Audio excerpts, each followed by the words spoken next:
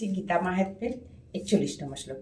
নিবসন্তি সদা দেহে দেহ শেষে হপি সর্বদা সর্বে দেবাশ্চর্যয় যোগিন দেহ রক্ষকা।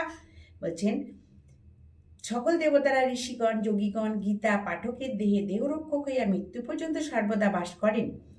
গোপাল বালকৃষ্ণ হপি নারদ ধ্রুপ প্রসর্দৈ সহাহ জায়তে শীঘ্রং যত্র গীতা প্রবর্ততে।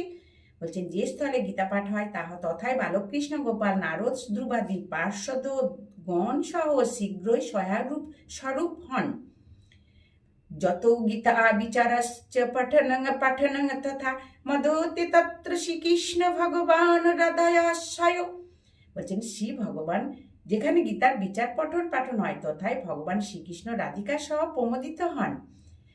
বলছেন গীতা মে হৃদয়ং পার্থ গীতা মে সারমুত মম গীতা মে জ্ঞানমুত্তগং গীতা মে জ্ঞানম ব্যয়ম।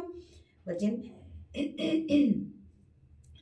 ব্যয়ম গীতা মে চত্রমং স্থানং গীতা মে পরমং পদম গীতা মে পরমং গুজ্জং গীতা মে পরমা গুরু।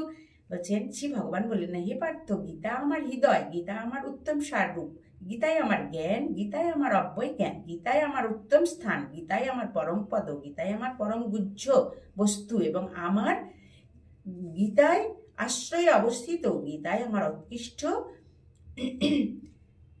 বলছে আমার গুরু।